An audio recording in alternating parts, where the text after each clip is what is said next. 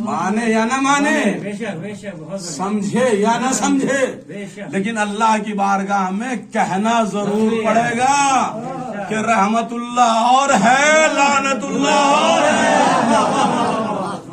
جنتی اور ہے، جہنمی اور ہے، پست اور ہے، بلند اور ہے، کمینہ اور ہے، اور علیہ السلام اور ہے۔ کہنا پڑے گا مصلی پہ آگے، اور سب سے بلند جگہ پہ آگے کہنا پڑے گا۔ مسجد سے بلند تو کوئی جگہ نہیں ہے، اور سب سے عظیم پاور کے سامنے آگے کہنا پڑے گا۔ تو اللہ نے یہ فلسفہ رکھا قرآن مجید میں، اسی کو حضور اکرم حضرت محمد مصطفیٰ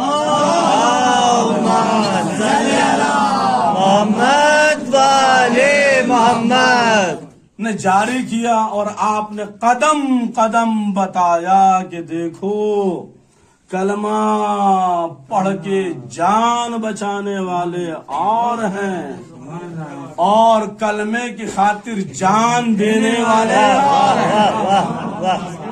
قدم قدم بتایا رسول اسلام نے، قدم قدم یہی میسج پہنچایا کہ کلمہ پڑھ کے اپنی جان بچانے والے، اپنی جان بچانے والے وہ اور ہیں، اور کلمے کو بچا کے اپنی جان دینے والے۔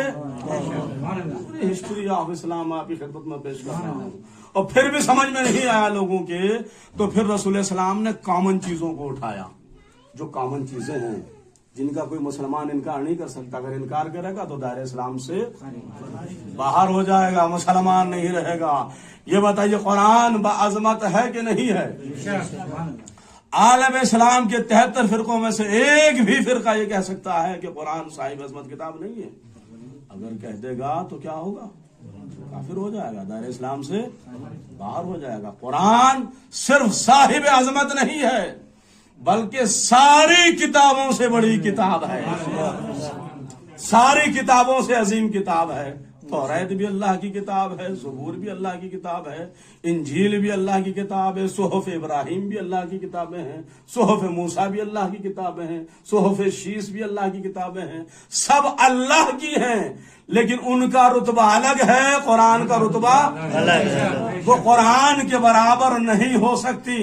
ہر مسلمان کو اس بات کی ہے کہ قرآن سب سے بڑی کتاب ہے، سب سے باعظمت کتاب ہے۔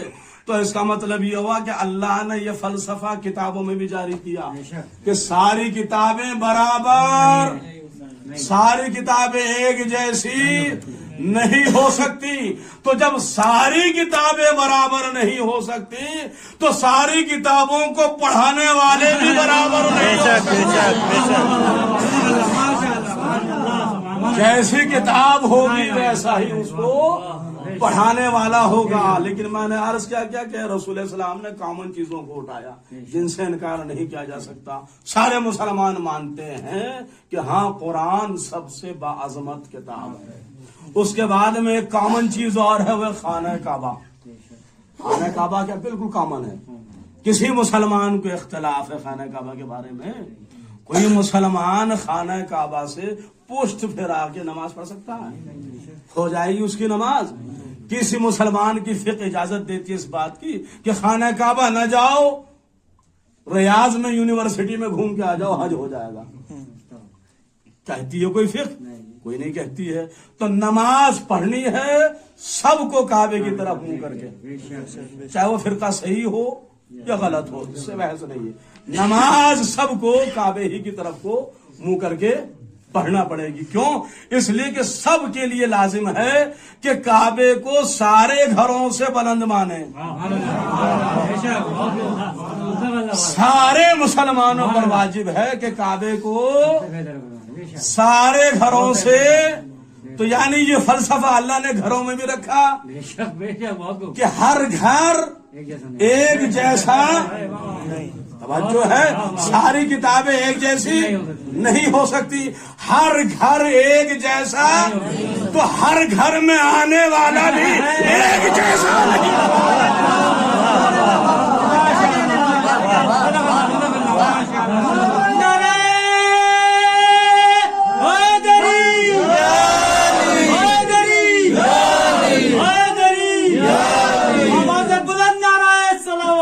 اللهم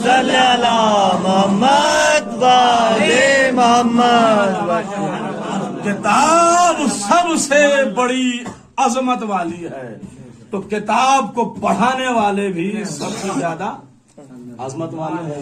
خانہ کعبہ سب سے بڑی عظمت والا گھر ہے، تو اس گھر میں آنے والا بھی فرق ہوتا ہے مندر میں پیدا ہونے والے اور کعبے میں مندر صرف ہندوستان میں نہیں ہے، سعودی میں بہت مندر ہے، اور سعودی والے تو اتنے بڑے پجاری تھے کہ انہوں نے خانہ کعبہ کو مندر بنا رکھا۔ اٹھائیے تاریخ، 365 خدا، ہر دن کا الگ الگ خدا تھا، اور رکھے بھی کہاں تھے؟ خدا کے گھر میں رکھے ہوئے تھے۔ تو ہر گھر میں آنے والا کعبے میں پیدا ہونے والا اور ہے، مندروں میں پیدا ہونے والے۔ تیسری کامن چیز رسول السلام نے کیا اٹھائی؟ وہ ہے حق۔ حق سب سے بلند ہے کہ نہیں؟ حق سے بلند کوئی شے ہے؟ جو باطل پہ چلتا ہے وہ بھی کہتا ہے میں بھی حق پر ہوں۔ کیوں کہتا ہے؟ اس لیے کہ حق کیا ہے؟ بلند ہے۔ حق کے سامنے ہر چیز چھوٹی ہے، جان بھی کم ہے، مال بھی کم ہے، درہم و دینار بھی کم ہے، سونا اور چاندی بھی کم ہے، ہیرے اور جواہرات بھی کم ہے، تخت اور تاج بھی کم ہے، بادشاہت بھی کم ہے، فوج اور سپاہی بھی کم ہے، لشکر بھی کم ہے، ملک بھی کم ہے۔ کیوں؟ اس لیے کہ حکم یہ ہے کہ جب حق پر بات آ جائے تو جان بھی دینا پڑے گی، مال بھی دینا پڑے گا، تخت بھی دینا پڑے گا، تاج بھی دینا پڑے گا۔ تو اس کا مطلب یہ ہوا کہ قرآن بھی سب سے باعظمت کتاب ہے، کعبہ بھی سب سے عظمت والا گھر ہے، اور حق سب سے باعظمت والی شے ہے۔ ان کے برابر کوئی چیز نہیں ہوتی۔ پھر رسول اسلام نے علی کا مرتبہ سمجھانے کے لیے فضائل کو علی کے قدموں میں ڈال دیا اور فرمایا دیکھو کہ یہ مانتے ہو نا کہ قرآن سب سے بلند کتاب ہے، تو یاد رکھو علی مال قرآن والقرآن مع علی، قرآن علی کے ساتھ ہے، علی قرآن کے ساتھ ہے۔ تو ماننا پڑے گا کہ جتنا بلند قرآن ہے اتنا ہی بلند علی ہے۔ جس نے علی کو چھوڑ دیا اس نے قرآن کو بھی چھوڑ دیا۔ صلوات پڑھیں محمد صلی اللہ محمد والے محمد۔ کل ایمان ایک زبان علیت نعرہ حیدری حیدری حیدری آواز بلند نعرہ صلوات۔ اللہم صلی اللہ محمد والے محمد۔ یہ کامن چیزیں اٹھائی رسول اسلام نے، اور اس کے بعد مولا علی کا رتبہ بتانا چاہا کہ دیکھو مولا علی کا رتبہ کیا ہے، ان کی شرف کیا ہے، ان کی منزلت کیا ہے، ان کا مقام کیا ہے۔ قرآن سے کوئی انکار کر سکتا ہے بلند ہے؟ نہیں کر سکتا۔ اگر کرے گا تو خود سب سے بڑا ذلیل ہو جائے گا، خود سب سے بڑا کمینہ ہو جائے گا۔ تو رسول کی اس حدیث کے ذریعے ہمیں کم سے کم یہ تو پتا چلا کہ علی عظمت میں قرآن کے برابر ہے، علی شرف میں قرآن کے برابر ہے، علی بلندی میں قرآن کے برابر ہے۔ دوسری چیز کیا ہے کامن جو میں نے پیش کی، اور یہ حدیث ہے وہ پڑھ رہا ہوں میں، جو صرف شیعہ راویوں نے، شیعہ علماء نے نہیں لکھی، ہمارے برادران اہل سنت نے بھی اپنی کتابوں میں لکھا کہ ہاں رسول نے فرمایا ہے علی مع القرآن والقرآن مع علی۔ یہ اہل سنت نے بھی اپنی اپنی کتابوں میں، بڑی بڑی کتابوں میں لکھا، حدیثی کتابوں میں لکھا۔ اگر کوئی چاہتا ہے تو میں دکھا سکتا ہوں کتاب سے اہل سنت کی جو بڑے بڑے عالم ان کے گزرے ہیں۔ تو دوسری کامن چیز کیا ہے؟ خانہ کعبہ کسی بھی فرقے کا ہو، نماز کعبے کی طرف رخ کر کے پڑھے گا، کعبے کو رسپیکٹ دینا ہوگی، کعبے کو صاحب عظمت ماننا ہوگا، کعبے کی تعظیم کرنا ہوگی، حج کعبے ہی کے قریب جا کے کرنا ہوگا۔ ساری دنیا میں کہیں بھی گھوم آئے یہاں تک کہ روزہ رسول میں رہ کے آ جائے تو بھی حج نہیں ہوگا جب تک کعبہ نہیں جائے گا. تو دوسری کامن چیز کیا ہے؟ کعبہ ہے. رسول السلام نے مولا علی کا رتبہ بتانے کے لیے کعبے کو بھی موضوع بنا کے فرمایا یا علی انتا بمنزلۃ الکعبہ، یا علی تجھے کوئی مانے یا نہ مانے لیکن عظمت میں تو کعبے کے برابر ہے. جو کعبے کا شرف ہے وہی تیرا شرف ہے. تو جیسے کعبے کو چھوڑنے والے کی نماز نہیں ہوتی ویسے ہی علی کو چھوڑنے والے کا ایمان نہیں ہوتا.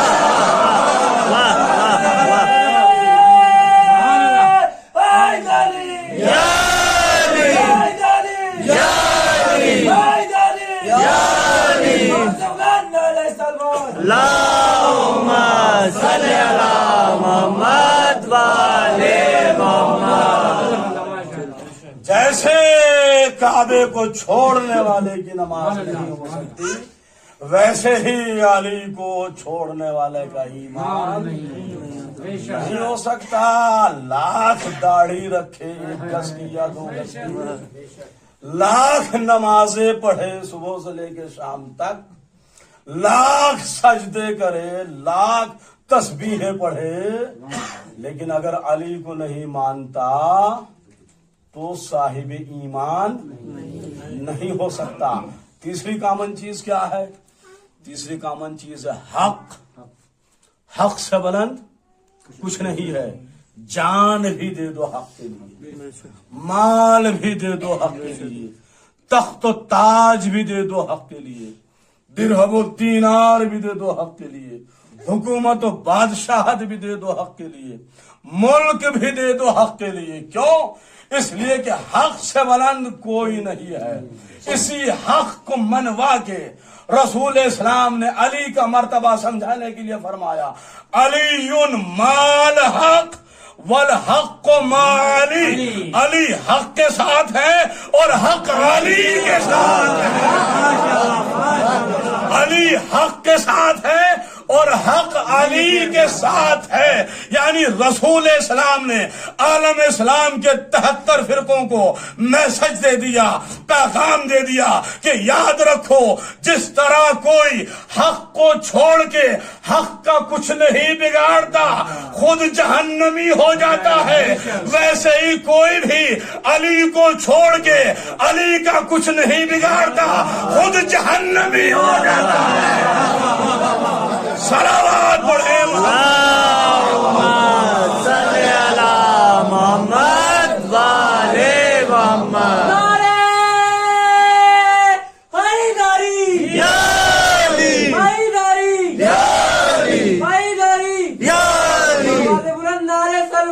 اللہم صلی علی محمد وآل محمد.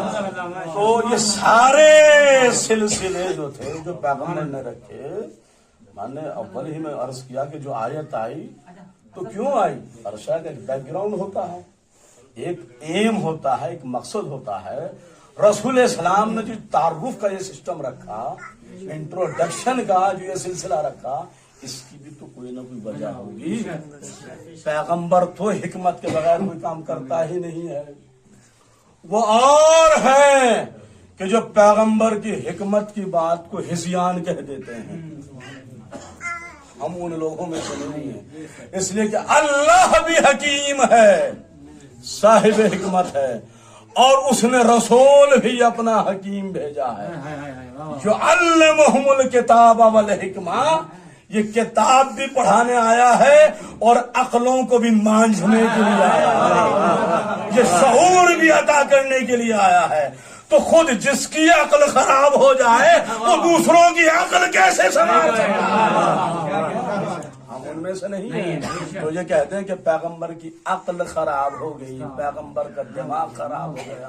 قسم خدا کی اس سے بڑا دیوانہ کوئی نہیں ہے، اس سے بڑا دماغ خراب کوئی نہیں ہے جو رسول کے دماغ پر انگلی اٹھائے. تو رسول اسلام نے یہ سارے کام اس لیے کیے تھے کہ لوگ علی سے کترانے کا مادہ رکھتے تھے، ان کے ذہنوں میں نفاق چل رہا تھا، ان کے دلوں میں حسد چل رہا تھا، وہ علی کو ماننے کے لیے آمادہ نہیں ہو پا رہے تھے۔ یہ اور بات ہے کہ جب مجبوری میں پھنستے تھے تو علی ہی کے دروازے یہ اور مسئلہ ہے۔ اور آج کی گھٹیا سیاست بھی یہی کر رہی ہے، آج کی سڑی ہوئی سیاست بھی کیا کر رہی ہے، یہی کرتی ہے کہ جب پھنستے ہیں تو بڑے احترام سے تم ہلاتے ہیں، اور جب نکل جاتے ہیں تو بڑے غیظ میں آنکھیں دکھاتے ہیں۔ مطلب نکل گیا تو پھر پہچانتے نہیں ہے۔ تو اسی لیے رسول اسلام نے یہ سلسلہ رکھا تھا۔ اب میں آخری بات کہنا چاہتا ہوں، یہ تو قرآن کی بات تھی اور حدیث کی بات تھی، لیکن عالم اسلام نے ایسا مجبور کیا ان لوگوں کو کہ جن کا شعور ذرا سا بھی کام کر رہا تھا، کہ اگرچہ انہیں فالو کرنے والوں نے اس سلسلے کو نہ مانا ہو، لیکن جب ان سے سوال کیا گیا تو جواب انہیں ضرور دینا پڑا کہ ہاں علی کے برابر کوئی نہیں ہے۔ فالو کرنے والے مانے یا نہ مانے، لیکن جب سوال کیا گیا تو مجبوراً کہنا پڑا۔ اچھا ایک کلیہ اور ہے، ایک کلیہ اور ہے عرب کا۔ عرب والوں نے کہا دیکھو قصیدے لکھنے سے کوئی صاحب فضیلت نہیں ہو جاتا، خود اپنی زبان سے بڑائیاں مارنے سے کوئی صاحب فضیلت نہیں ہو جاتا، بلکہ فضیلت کا معیار تو یہ ہے کہ دشمن بھی کہے کہ ہاں کوئی بات ہے، دشمن بھی تسلیم کرے کہ ہاں کوئی ہے، کچھ چیز اس کے اندر پائی جاتی ہے۔ الفضل ما شہدت بہل اعداء، فضیلت تو وہ ہے کہ جس کی گواہی دشمن بھی دے۔ ایک بہت بڑا نحوی ہے، نحوی جانتے ہیں، عربی زبان میں گرامر کے جاننے والے کو نحوی کہا جاتا ہے۔ جو عربک گرامر کا ماسٹر ہوتا ہے، ماہر ہوتا ہے، اس فن کو جانتا ہے، کتابیں لکھتا ہے، پڑھاتا ہے، اسے کہتے ہیں نحوی عربی زبان میں۔ تو وہ بہت سے ہوئے عرب میں، ان میں سے ایک نحوی تھا خلیل۔ کیا نام ہے اس کا؟ خلیل، بہت مشہور نام ہے۔ اہل سنت کے جو پڑھے لکھے لوگ ہیں ان کے سامنے جب آپ کہیں گے کہ ایک ادیب، ایک گرامر کا جاننے والا خلیل آپ جانتے ہیں، فوراً کہتے ہیں ہاں جانتے ہیں، بڑی کتاب ہے اس نے لکھی ہے۔ تو اس خلیل سے، اس خلیل کے فالو کرنے والوں نے ایک سوال کیا، بس آخری بات عرض کر رہا ہوں آپ کی خدمت میں اور پھر مصائب کی طرف آ رہا ہوں۔ اس نے سوال کیا، یہ بتائیے آپ کے پاس کیا دلیل ہے کہ علی سب سے بلند ہیں؟ یہ خلیل کون ہے؟ اہل سنت۔ خلیل کون ہے؟ سنی عالم جو عربک گرامر کا ماہر ہے۔ اس سے اس کے فالو کرنے والوں نے کیا سوال کیا کہ کیا دلیل ہے کہ علی سب سے اعلیٰ ہیں، علی سب سے افضل ہیں، علی سب سے بلند ہیں، علی کے رتبے کا برابر کا کوئی نہیں ہے؟ تو اگر کوئی عام انسان ہوتا وہ فضائل کے دریا بہاتا، وہ ایک ایک فضیلت بیان کرتا، اس وجہ سے، اس وجہ سے، اس وجہ سے، اس وجہ سے، اور پوری کتاب تیار ہو جاتی، اور وہ کتاب بھی کم پڑ جاتی، چونکہ پیغمبر اسلام نے خود فرما دیا کہ ساتوں سمندروں کا پانی سیاہی بن جائے اور ساری دنیا کے درخت قلم بن جائیں اور جن اور انسان لکھنے والے بن جائیں تو بھی علی کے فضائل ختم نہیں ہو سکتے۔ تو وہ کتنی بھی کتابیں لکھ دیتا لیکن پھر بھی حق ادا نہیں ہو سکتا تھا۔ استاد تھا، گرامر کا استاد تھا، ادیب تھا، عربی زبان کا ماہر تھا، اس نے ایک جملے میں سارا معاملہ سمیٹ کے رکھ دیا۔ کہنے لگا کہ علی کے سب سے اعلیٰ ہونے کی دلیل یہ ہے احتیاج الکل الیہ و استغناؤہ عن الکل۔ علی کے سب سے اعلیٰ ہونے کی دلیل یہ ہے کہ جو بھی مشکل میں پھنستا ہے وہ علی کو پکارتا ہے، علی کسی کو نہیں پکارتا ہے۔ صلوات پڑھے اللہم صلی علی محمد وعلی محمد۔ احتیاج الکل الیہ، سب جب پھنستے ہیں تو علی کو پکارتے ہیں۔ وَإِسْتِغْنَاهُ عَنِ الْكُلِّ علی کسی کو اس سے بڑی دلیل اور کیا ہو سکتی ہے؟ آج کے ہمارے سماج میں معاشرے میں بھی دیکھ لیجیے، بیچارے مسلمان جب راحت میں اور آرام میں ہوتے ہیں، بڑے پکے اسلام والے، اتنا پکا اسلام ہے کہ اگر اسلام کا علم دیکھ لیں تو نکاح ٹوٹ جاتا ہے، تعزیہ دیکھ لیں تو نکاح ٹوٹ جاتا ہے۔ اچھا نکاح ٹوٹ تو جاتا ہے، پڑھا کسی کا نہیں جاتا، تو ٹوٹنے کی تاریخ تو ہے، پڑھے جانے کی تاریخ نہیں ہے۔ بس ثابت ہو گیا کہ پیغمبر نے صحیح فرمایا تھا کہ علی سے دشمنی حلالی نہیں حرامی کرتا ہے، دشمن علی حلالی نہیں ہوتا بلکہ حرامی ہوتا ہے۔ جب راحت میں ہوتے ہیں، جب آرام میں سکون میں ہوتے ہیں، اگر نام علی آ جائے تو چہرہ بگڑ جاتا ہے، پریشانی شروع ہو جاتی ہے۔ لیکن جب پھنستے ہیں تو پھر وہی سب سے آگے بڑھ کے نعرہ حیدری یا علی لگاتے ہیں۔ یوٹیوب اٹھا کے دیکھ لیجیے آپ، ابھی ہندوستان کا ہمارے کیا ماحول تھا، یہاں تک کہ جو ان کا سب سے بڑے مرکز ہے نا تو ہندوستان میں جانتے ہیں ہمارے بھائیوں کے جو سب سے بڑے دو مرکز ہیں کہ جہاں سعودی تک سے لوگ آتے ہیں پڑھنے کے لیے، سعودی سے بھی آتے ہیں، ایک ہے دیوبند اور ایک ہے بریلی شریف، اور انہی سے چلے دو فرقے، ایک نے کہلایا دیوبندی اور ایک کہلایا بریلوی۔ عجیب فرقہ ہے، جب رسول اسلام تھے تب تک نہ دیوبند تھا نہ دیوبندی تھے، نہ بریلی تھا نہ بریلوی تھے، تو طے ہو گیا نا کہ بریلوی بھی بریلی والے مسلمان تو ہیں، محمد والے مسلمان نہیں، دیوبندی بھی دیوبند والے مسلمان تو ہیں، محمد والے مسلمان نہیں ہیں۔ ارے محمد ہی کہتے ہیں نا خود کو، تو کمال یہ تھا، یہ دیوبندی، یہ بریلوی، یہ نجدی، یہ شافعی، یہ حنبلی، یہ حنفی، یہ مالکی، یہ سلفی، یہ سب کیا ہے؟ ان کے جھوٹا ہونے کی سب سے بڑی دلیل یہ ہے کہ انہوں نے خود محمد سے اپنے آپ کو ڈسکنیکٹ کر لیا۔ اور محمد سے ڈسکنیکٹ کیوں ہو گئے؟ اس لیے کہ پیغمبر نے فرمایا تھا علی منی وانا منہ، علی مجھ سے ہے اور میں علی سے ہوں۔ جس نے علی کو مان لیا اس نے مجھے بھی مان لیا، جس نے علی کو چھوڑ دیا اس نے محمد کو بھی چھوڑ دیا۔ یہ حدیث رسول ہے، اور یہ بھی کیا ہے؟ متفق علیہ حدیث ہے، یہ بھی اہل سنت نے خود اپنی اپنی کتابوں میں لکھا۔ تو بات سمجھ میں آ گئی کہ اللہ نے جن کو صاحب فضیلت بنایا ہے وہ کیا ہیں؟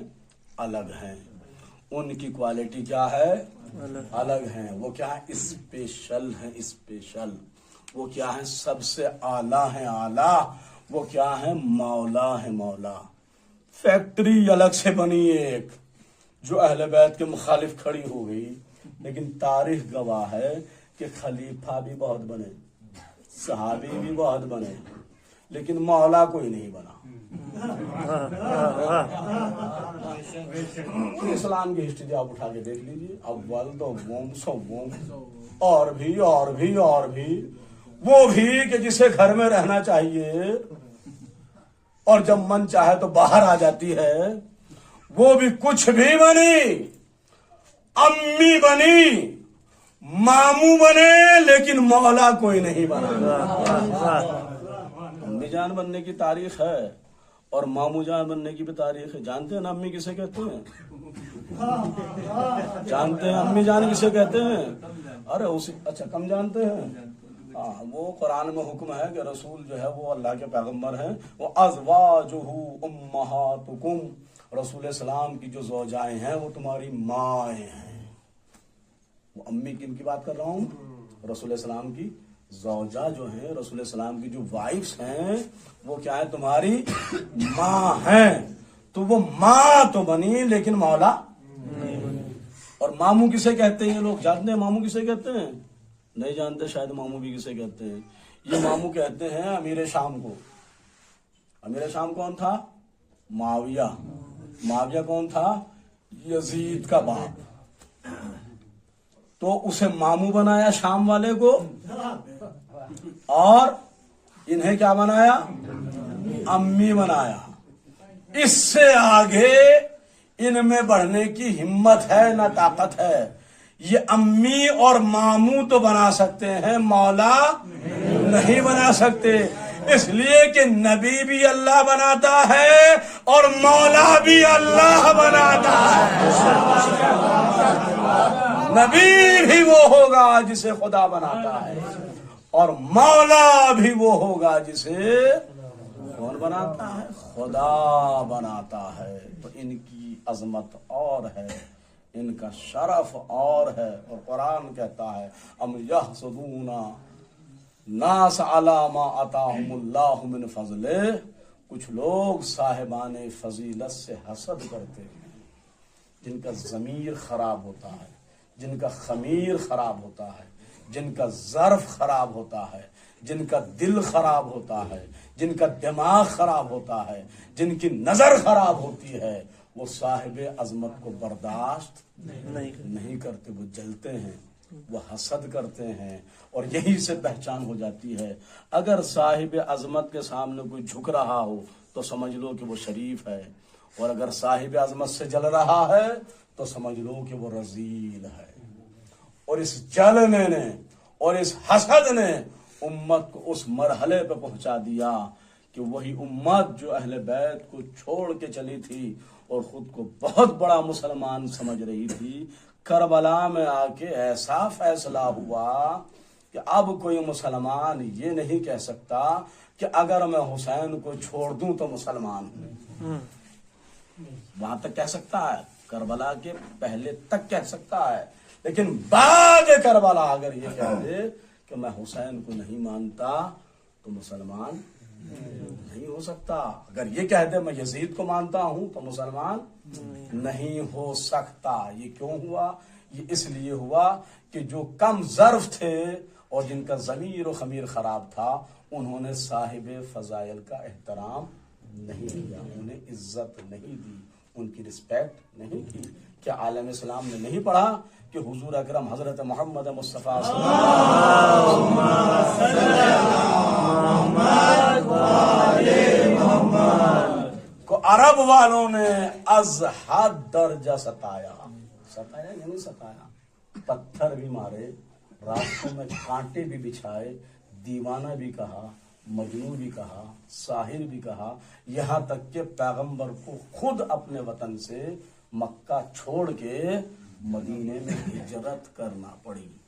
یہ طے شدہ بات ہے کہ جو محمد سے جلتے تھے انہوں نے محمد کو ستایا, جو آل محمد سے جلتے تھے انہوں نے آل محمد کو ستایا.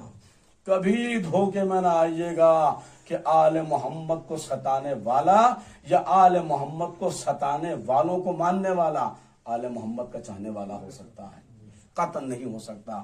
جیسے محمد کو ستانے والا محمد کا چاہنے والا نہیں ہو سکتا, ویسے ہی آل محمد کو ستانے والا آل محمد کو چاہنے والا نہیں. لاکھ دعوے کرے تو ستایا محمد کو بھی گیا اور ستایا آل محمد کو بھی گیا, لیکن فرق ہے کہ آل محمد کو ایسا ستایا گیا کہ خود محمد نے آل محمد کا ماتم کیا, خود محمد نے آل محمد کے مصائب پر گریہ کیا, خود محمد نے آل محمد کے مصائب کو بیان کیا. مصیبت کے واقع ہونے کے بعد مصیبت کو بیان کرنا اور ہوتا ہے, مصیبت کے واقع ہونے سے پہلے مصیبت کو بیان کرنا اور ہوتا ہے. اہل سنت کی کتابوں میں خود لکھا ہوا ہے کہ رسول اسلام نے اپنی زندگی میں فرمایا کہ میرا بیٹا حسین میری امت کے ہاتھوں بے جرم خطا میدان کربلا میں شہید کیا جائے گا. اور صرف فرمایا نہیں بلکہ رو کے فرمایا, آنسو بہا کے فرمایا, تو سنت رسول سنت رسول سنت رسول کا دعویٰ کرنے والے کہاں ہیں؟ رسول اسلام نے تو اپنی سنت یہ چھوڑی ہے کہ حسین کے غم کا ذکر بھی کرو اور آنسو بھی بہاؤ. یہ دونوں چیزیں سنت رسول ہیں. حسین کے مصائب کا ذکر بھی کرو، رسول نے بیان کیا نا، مصائب کا ذکر کیا کہ نہیں کیا؟ تو ذکر مصائب کرنا بھی کیا ہے؟ سنت رسول ہے. اور صرف ذکر کرنا سنت رسول نہیں ہے، بلکہ ذکر پر رونا یہ بھی کیا ہے؟ سنت رسول ہے. آنسو بہانا یہ کیا ہے؟ یہ بھی سنت رسول ہے.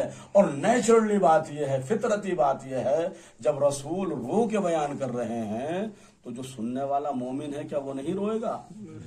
ناممکن ہے کہ رسول کو کوئی روتا ہوا دیکھے اور خود نہ روئے. اس کا مطلب یہ اس کے ایمان میں کمی ہے، اس کا ایمان پھر صحیح نہیں ہے. وہ رسول کو یہاں تک کہ اگر ایک دوست دوسرے دوست سے سچی دوستی رکھتا ہے، میں مذہب کی بھی بات نہیں کر رہا ہوں، دوسرے مذہب والا ہے، دوسرے ریلیجن والا ہے، دوسرے مسلک والا ہے، اگر دوستی کا بھی رشتہ ہے تو اگر دوست پر مصیبت آتی ہے، دوست روتا ہے تو فطرت دوست کو رلا دیتی ہے، رونے پر مجبور کر دیتی ہے. ورنہ دوستی صحیح نہیں ہے، دوستی غلط ہے، دوستی خراب ہے. تو سنت رسول کیا ہے کہ حسین کے ذکر کے مصائب کا ذکر بھی کیا جائے اور حسین کے مصائب کو بیان کر کے رویا بھی جائے اور رلایا بھی جائے. اس رونے کی عظمت کیا ہے؟ اس رونے کی عظمت یہ ہے کہ حضور نے فرمایا فرماتے ہیں من بکا علی الحسین فکأنما احسن بالنبی والفاطمہ. بہت باعظمت حدیث ہے. فرماتے ہیں کہ جو حسین کے مصائب کو سن کے روئے، آنسو بہائے، اشک بہائے، تو گویا اس نے محمد پر احسان کیا، گویا اس نے زہرا پر احسان کیا. اس حدیث کی عظمت کو سمجھیے. محمد خود دنیا پر احسان کرنے کے لیے آئے ہیں، زہرا خود ساری دنیا پر احسان کرنے کے لیے آئی ہے.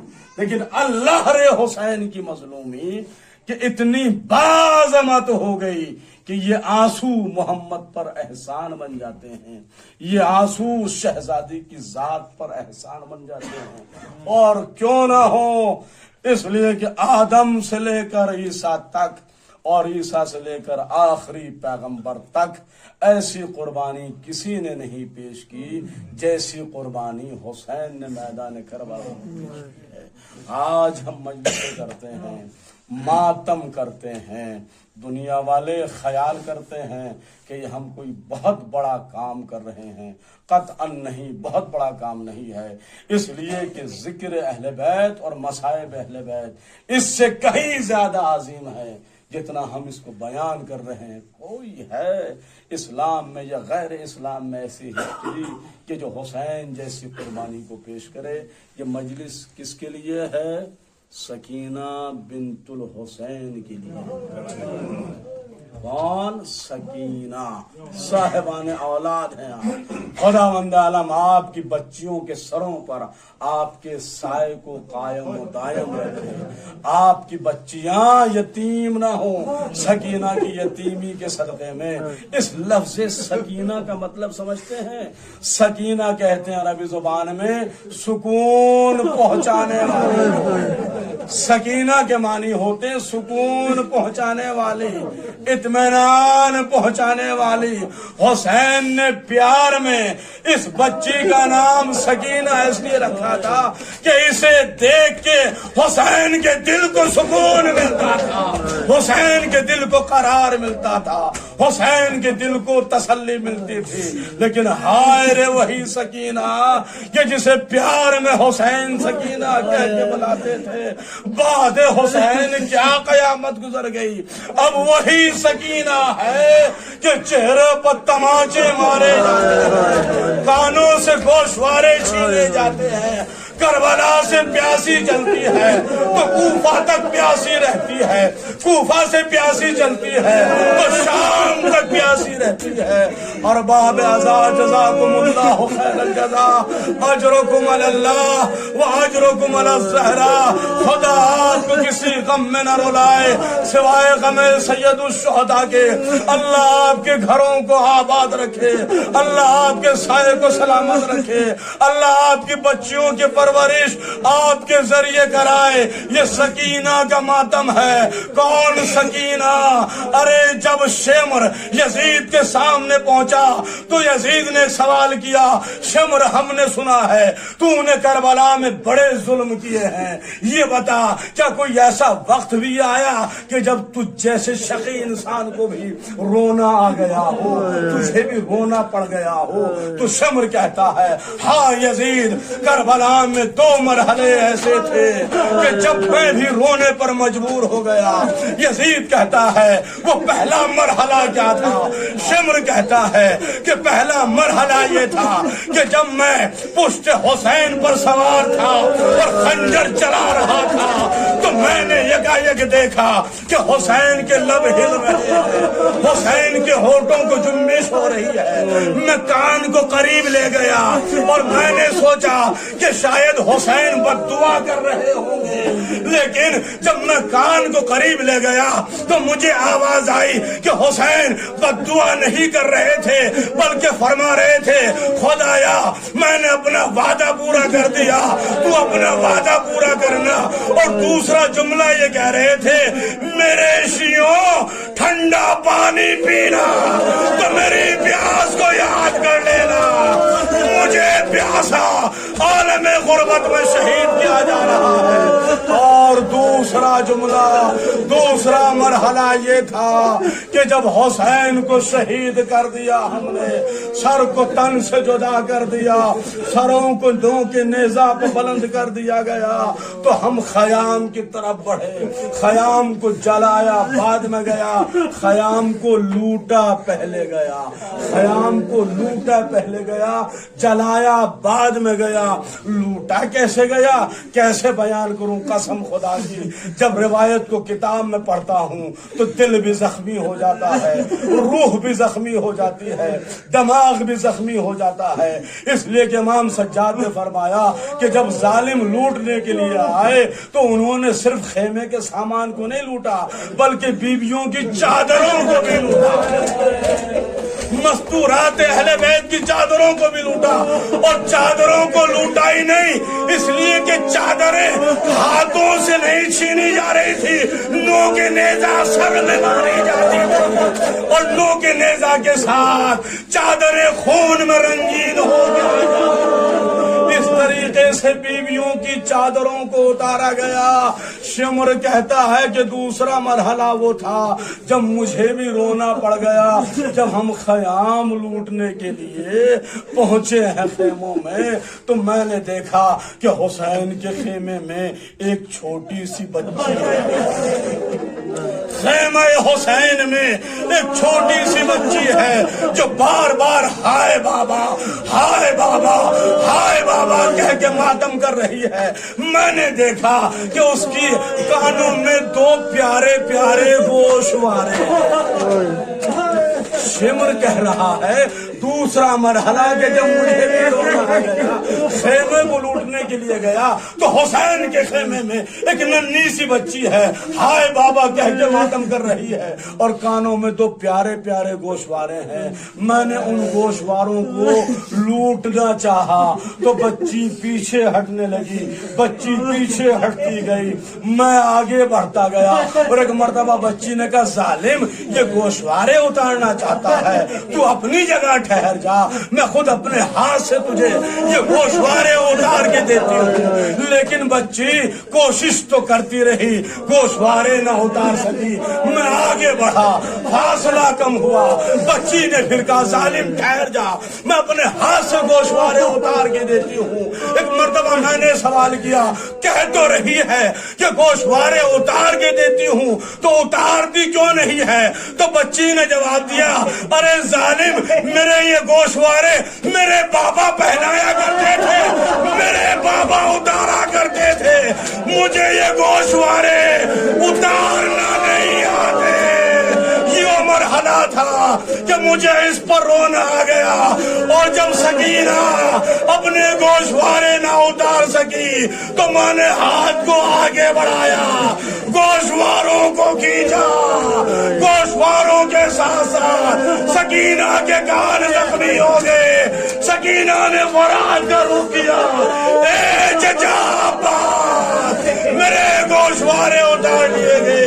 ए चचा करे आपको दीन ईमान पर कायम रखे। बस आखिरी रिवायत, सकीना करबला से कूफा तक प्यासी है, कूफा से शाम तक प्यासी है। वही सकीना अब जिंदान में कैद है। कैसा जिंदान है, अजीब जिंदान है, जहाँ मुसीबत ही मुसीबत है, आफत ही आफत है। और ये वो करबला की वाहिद असीरा है कि जिसे घर से निकलना तो नसीब हुआ, वापस आना नसीब नहीं।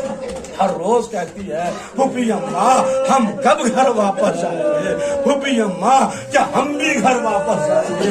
लेकिन अल्लाह रे वो मरहला भी आया, वही सकीना जिंदान शाम में सो गई, और वो वक्त आया जब आजादी का हुक्म आ गया, आजाद किया जा रहा है। शहजादी ज़ैनब ने इमाम सईद सज्जाद के जरिए कहलवाया, हम ऐसे नहीं जाएंगे जब तक हमारे शुहदा के सर नहीं दिए जाएंगे, खेमों का लूटा हुआ सामान नहीं दिया जाएगा, हमारी लूटी हुई चादरें नहीं दी जाएंगी। एक एक सर आया, बीबी लेती रही, एक एक चादर आई, बीबियां लेती रही। उन्हीं चादरों में एक नन्ही सी चादर भी आई। चादर तो आ गई, लेकिन चादर को लेने वाली मौजूद न थी।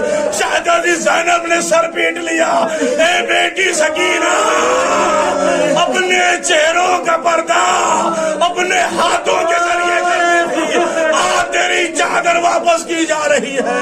हार बाबे आजा, लीजिए सामान वापस हो गया। बीबियों को सवार कराया जाने लगा, सारी बीबियां सवार हो गई। शहजादी ज़ैनब ने देखा कि सब बीबियां मौजूद हैं, लेकिन सकीना की माँ उम्मे रबाब मौजूद नहीं है। ए माँ की कनीज फिजा, उम्मे रबाब कहाँ रह गई? फिजा ने जवाब दिया, शहजादी शायद सकीना की कब्र पर बैन कर रही हो। तारीख ने लिखा, ज़ैनब जिंदान शाम में कब्र सकीना पर पहुंची तो क्या देखा, रबाब मातम कर रही है। सकीना, हम मदीना जा रहे हैं, क्या तू मदीना नहीं जाएगी? ज़ैनब ने शाना हिलाया, ए भाभी रबाब, कब तक रोइएगा? आइए मदीना नहीं जाइएगा। तड़प के फरमाया, ए शहजादी, मैं मदीना जाके क्या करूंगी? अल्लाह ने 2 बच्चे दिए थे, एक अली असगर, एक सकीना, एक करबला में सो गए, एक शाम में सो गई। अब रबाब को जीने की आरज़ू नहीं है, अब रबाब को जीने की तमन्ना नहीं है। मेरा सब कुछ उजड़ गया, मैं मदीना जा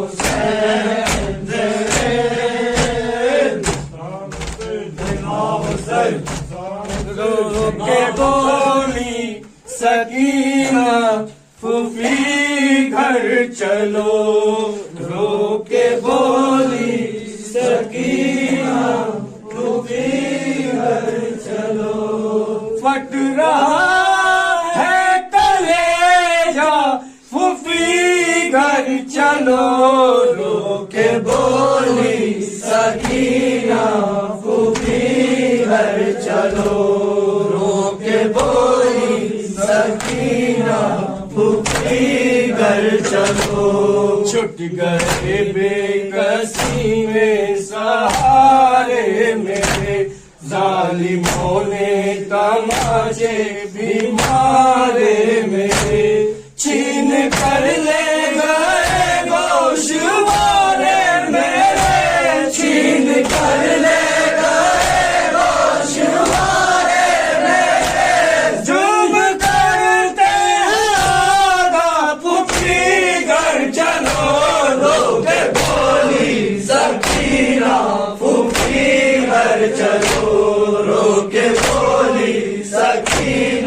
پھوپھی گھر چلو، سینکڑوں ہم پہ ظلم و ستم ہو گئے، ہائے اموں کے شان قلم ہو گئے، دشت غربت میں لاچار ہم ہو گئے، دشت غربت میں لاچار ہم ہو گئے، اب ہے دشوار جینا پھوپھی گھر چلو، رو کے بولی سکینہ پھوپھی گھر چلو، رو کے بولی سکینہ پھوپھی گھر چلو، اس قدر ظلم اصغر پہ ڈھایا گیا، ایک قطرہ نہ پانی پلایا گیا، تیر سوکھے گلے پر چلایا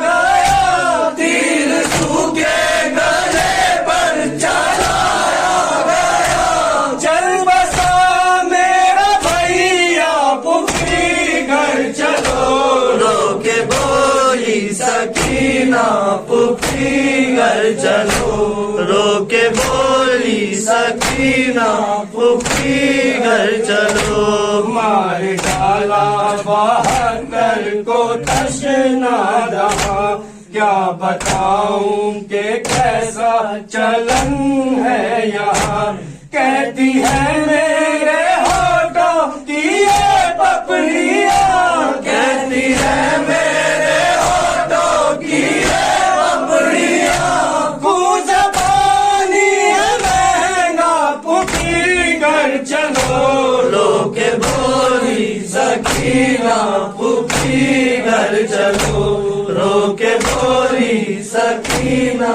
پھوپھی گھر چلو، میرے شیدائی میرے فدائی نہیں، میرے بابا نہیں میرے بھائی نہیں، کربلا کی زمین آسرائی نہیں، کربلا کی زمین آسرائی نہیں، ہو گیا قتل کنبہ پھوپھی گھر چلو، رو کے بولی سکینہ پھوپھی گھر چلو، رو کے بولی سکینہ پھوپھی گھر چلو، میں کہا ظلم کا تازیانہ کہا، ہم غریبوں کا اب آشیانہ کہا، سر چھپانے کا کوئی ٹھکانہ کہا،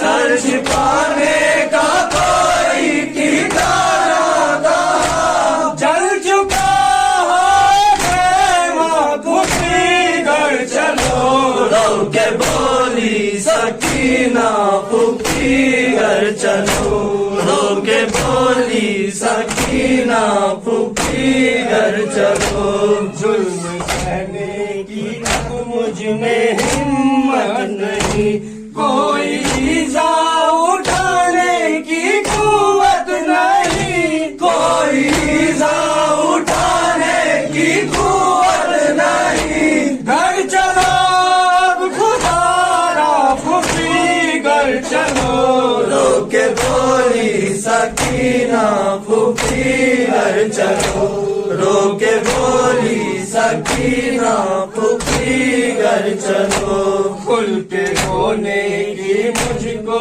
اجازت نہیں، ظلم سہنے کی اب مجھ میں ہمت نہیں، کوئی ایذا اٹھانے کی قوت نہیں، کوئی ایذا اٹھانے کی قوت نہیں، گھر چلو اب خدا پھوپھی گھر چلو، رو کے بولی سکینہ پھوپھی گھر چلو، رو کے بولی سکینہ پھوپھی گھر چلو، ہو چکے ہم تو برباد آخر چلو، ظالموں کے جینا ہے یہ ظاہر چلو، میرے بیمار بھائی کے خاطر چلو، میرے بیمار بھائی کے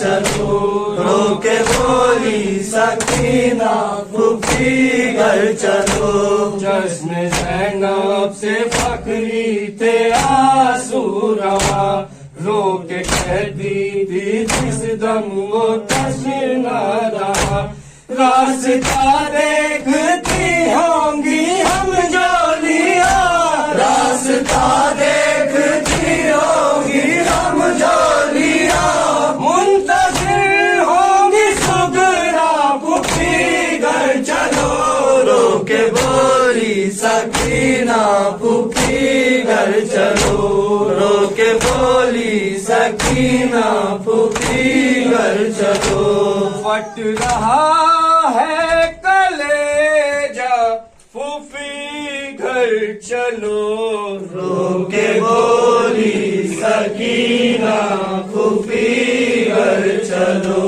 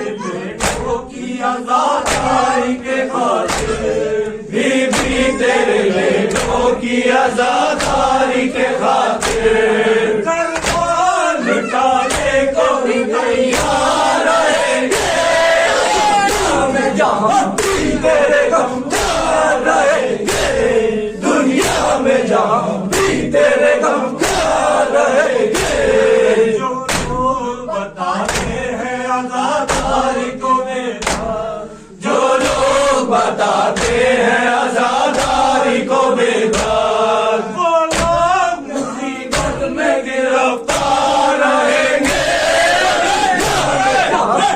تیرے غم کار رہیں گے دنیا میں جہاں بھی تیرے غم کار رہیں گے زنجیر کی جھنکار سے مہکیں گی فضائیں زنجیر کی جھنکار سے مہکیں گی فضائیں ہمارے گل گلزار رہیں گے جہاں بھی تیرے غم کار رہیں گے دنیا میں جہاں بھی تیرے غم کار رہیں گے حیران کیا دست میں اصغر کی حسینیں حیران کیا دست میں اصغر کی حسینیں اب تیر تیرے حرملہ بیکار رہیں گے جہاں بھی تیرے غم کار رہیں گے دنیا میں جہاں بھی تیرے غم کار رہیں گے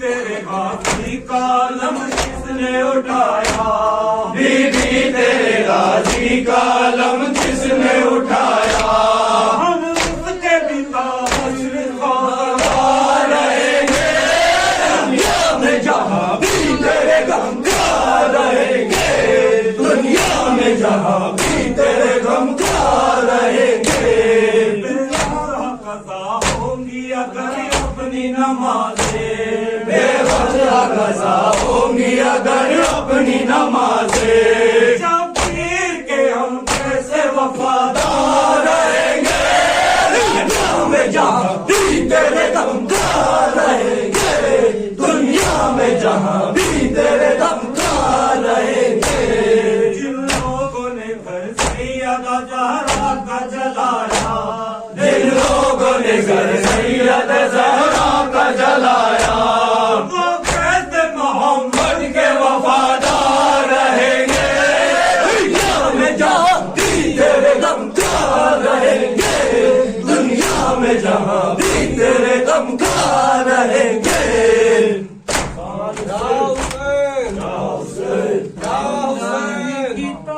बारीकियों में अपने सीने से लगाए हुए शबीर का सर सकीना कहती थी बाबा बाबा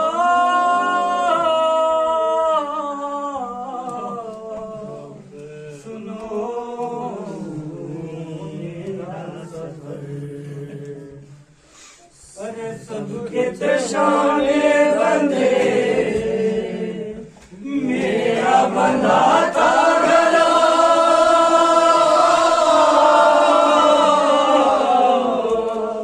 सबके पेशाने बंदे मेरा बंदा था गला मैं पंजों पे चलती रही बाबा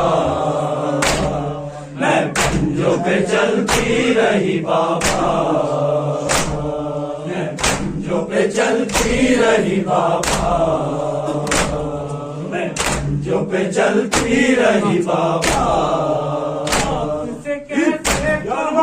कैसे कटा वो सफर काले पैंबर चली रोते हुए नंगे सर आप चले जैसे पर घाटों पे भारी चला आप चले जैसे पर घाटों पे भारी चला मैं पंजों पे चलती रही बाबा मैं पंजों पे चलती रही बाबा मेरी पुपिया हमें अश्क बहाती रही रुलाते रहे धूप जलाती रही जख्म मेरे पाँव का खून से जलता रहा जख्म मेरे पाँव का खून से जलता रहा पंजों पे चलती रही बाबा मैं पंजों पे चलती रही बाबा तुमको खपन दे दिया कि तूफान ने बालों से पर्दा किया मेरी फूफी जान ने और मेरे दर्द का कोई मदान न था और मेरे दर्द का कोई मदान न था पंजों पे चलती रही बाबा मैं पंजों पे चलती रही बाबा का दामन मेरे हाथ से छूटा नहीं मेरे से क्या आपने बाबा ये देखा नहीं खींचती रेशमा चलता रहा कारवां खींचती रही रेशमा चलता रहा कारवां मैं पंजों पे चलती रही बाबा मैं पंजों पे चलती रही बाबा मैं अम्मू को जा देखा तो मैंने कहा बोल दो मेरी रसन गोद में ले लो चचा देख के रोते रहे मेरी हसी चचा देख के रोते रहे मेरी हसी चचा मैं पंजों पे चलती रही बाबा मैं पंजों पे चलती रही बाबा रसन में बंधे छोटे बड़ों के गले लाशों पे रोते हुए वो बला से चले हाल मेरा देख के रोने लगी करबला हाल मेरा देख के रोने लगी करबला मैं पंजों पे चलती रही बाबा मैं पंजों पे चलती रही बाबा मैं पंजों पे चलती रही बाबा